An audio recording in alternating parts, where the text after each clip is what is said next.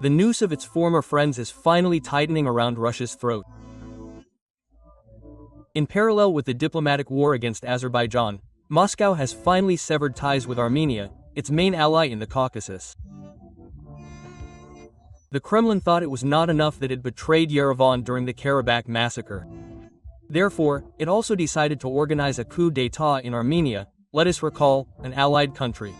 For now, Armenian Prime Minister Nikol Pashinyan reported the prevention of an attempted coup d'état, in which, according to him, representatives of the Armenian Apostolic Church are involved.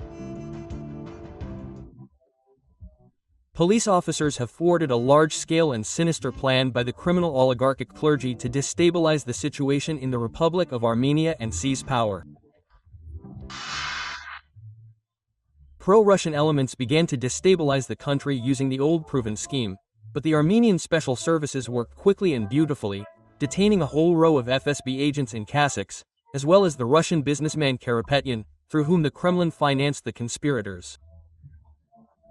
People understand. They understand perfectly well that both Samvel Karapetyan and the Catholicos are hostages of their crimes.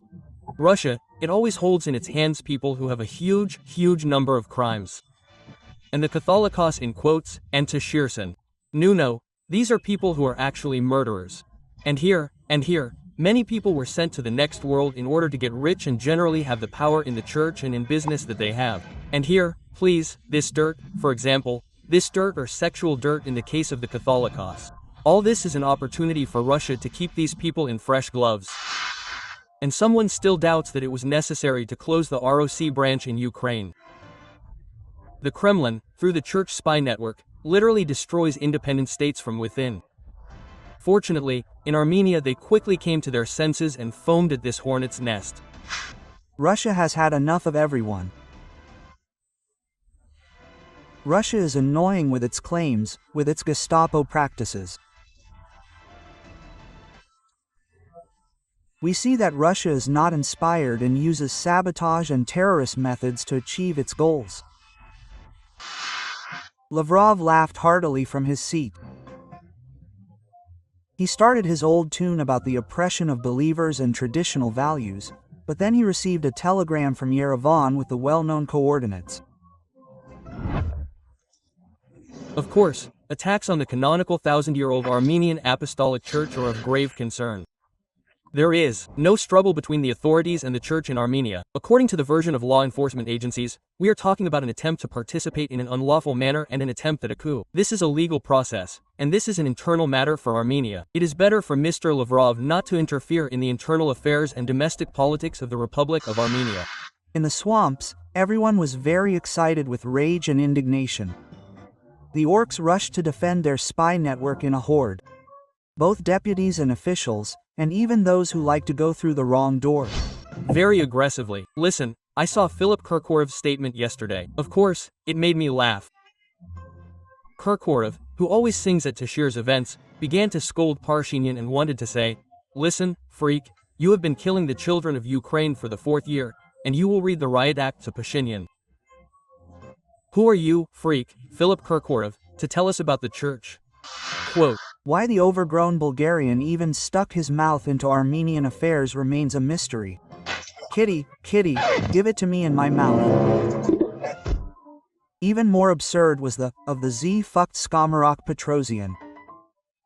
This admirer of the war of conquest against Ukraine and sincerely happy about the destruction of peaceful cities suddenly became concerned about the fate of several clergy with epaulets on their bellies. I am horrified by this, in a quiet horror that excites my heart. This does not correspond in my head. This event does not correspond to what I think about justice and logic. You see, some kind of absurdity was revealed in this. I'm afraid it's self-incriminating absurdity. It means that something is being done the wrong way. Apparently, Petrosian has been looking in a distorting mirror for a very long time and has completely lost touch with reality. There is a clear and proven marker: how to recognize a Russian spy. Poke him with a stick. If the stink starts in Moscow, then it's definitely Sterlitz. Quote, "The way they started defending and whitewashing the oligarch Karapetyan in Russia literally branded him a 100% traitor." Well, in general, Samuel Sarkisovich Karapetyan is one of the most prominent representatives of both Armenian business and the Armenian diaspora in Russia. He is not an ordinary businessman. He is far from being a person similar to the government of the Russian Federation and is actually respected in the circles of the Armenian diaspora, not only in Russia. And his arrest, if it happened, is simply an imminent event. All this whining about the oppression of the church and the opposition in favor of the poor, because thousands of believers did not come out to defend the arrested servants of the cross and the dagger, and even the employees of his enterprises did not come out to defend Karapetyan. Because the Armenians associate the top of the Catholicos not with faith, but with unbridled profit and pedophilia. The pro-Putin oligarch is known for his brutal attitude towards employees. Samvel Karapetyan's employees hate Samvel Karapetyan. Imagine everyone who files a lawsuit, that is, he fires people, illegally throws people out of work, they sue Tashir Samvel Karapetyan. And the court always sides with Tashir Samo out of fear. And all of Yerevan knows this, you understand? The employees know that if something happens to them, the court will side with Samo. And people cannot get justice here. In order to protect themselves from the howling and torrents of poison over Perevrek, the Armenian authorities are considering the option of completely shutting down the Kremlin's propaganda resources in the country. This was proposed by the chairman of the National Assembly of Armenia, Alan Samanyan. It is symbolic that Samanyan can ban Samanyan's broadcasts. This Kremlin, propagandist is so disliked in Armenia that I risk commenting on her.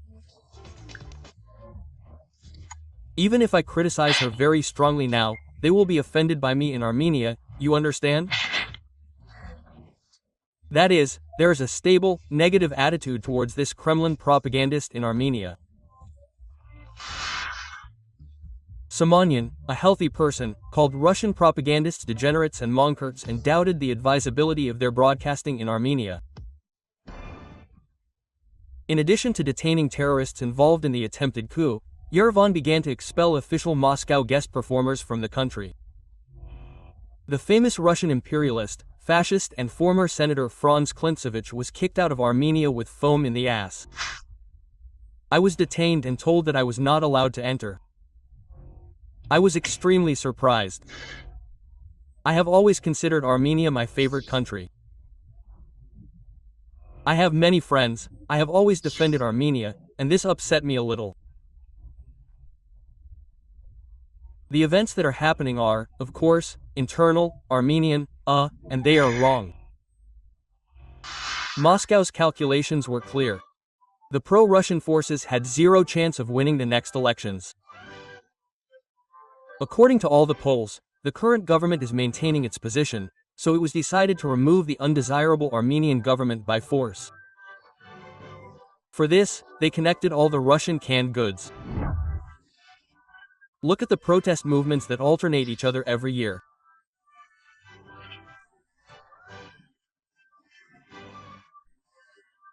And despite the declared highest goals, they actually do not achieve success. This indirectly indicates that the rating is quite high.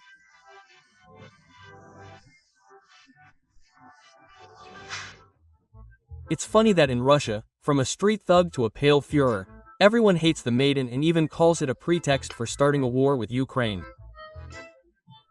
But in Armenia, they all rush to defend the Maidan.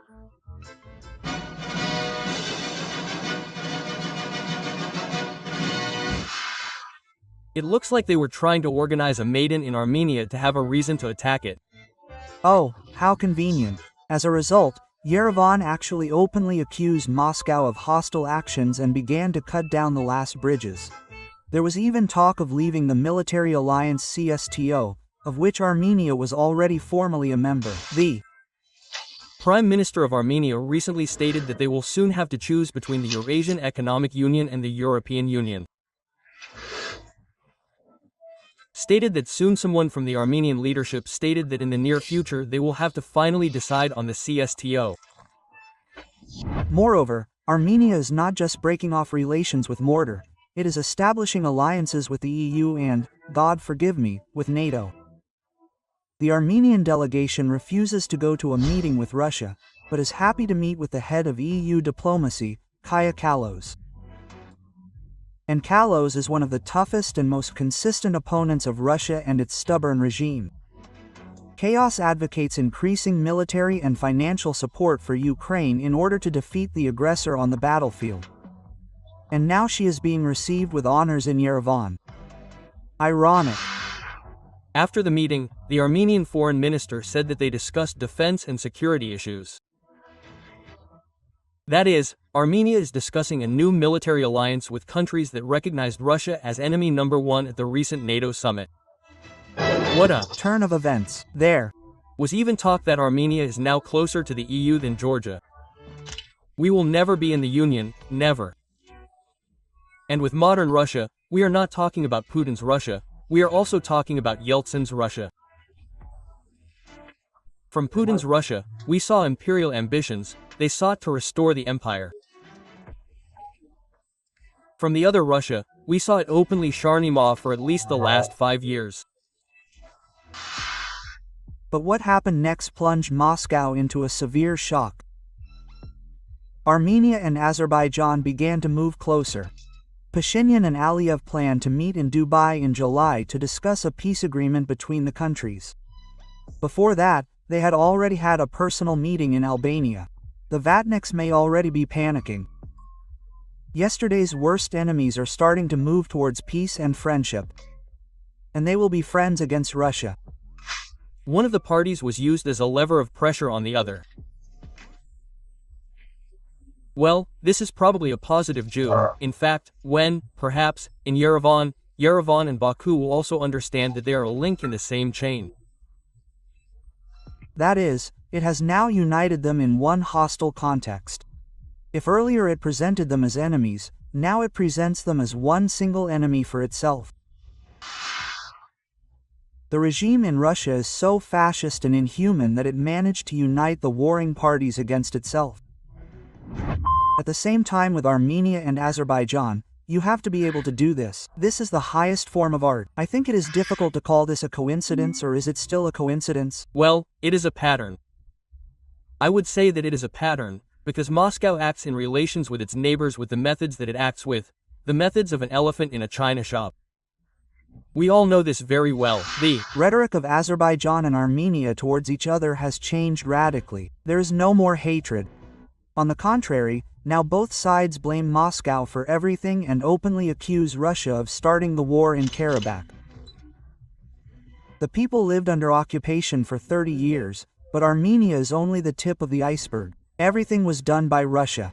Yes, by Russia and with its participation. This is a fact. Russia provoked the war in Karabakh and for decades prevented peace in order to destabilize the region and keep it in its orbit. Moscow always does this everywhere. Transnistria, Abkhazia, Donbass. They sow war and death so that independent countries cannot develop normally and move to the west. But now this scheme has begun to crumble. The collapse of the Soviet Union is only now ending with the redistribution, accordingly, of all these relations of ours with Lemotrovs. Are they the only Lemotrovs who sing songs there? A historic event took place in June. The leader of Armenia paid an official visit to Turkey at the invitation of Erdogan. Let us recall that before this, Yerevan and Ankara did not even have diplomatic relations. The Armenians said that this visit was to normalize relations between the countries and achieve peace with Azerbaijan. By the way, Armenia and Turkey have been enemies for centuries. The Turks committed genocide against the Armenians, but they are still moving towards rapprochement because the world has one common enemy against which even the most irreconcilable opponents are ready to unite. Normalization of relations between Armenia, Azerbaijan and Turkey is the end of Russian influence and presence in the Caucasus. I would like to remind you that this video is created for entertainment purposes. and contains elements of satire and irony. All facts and events are presented in a hyperbolized or exaggerated form to convey a comedic or dramatic effect. Our goal is not to mislead, but to highlight humor. Please take it with a smile.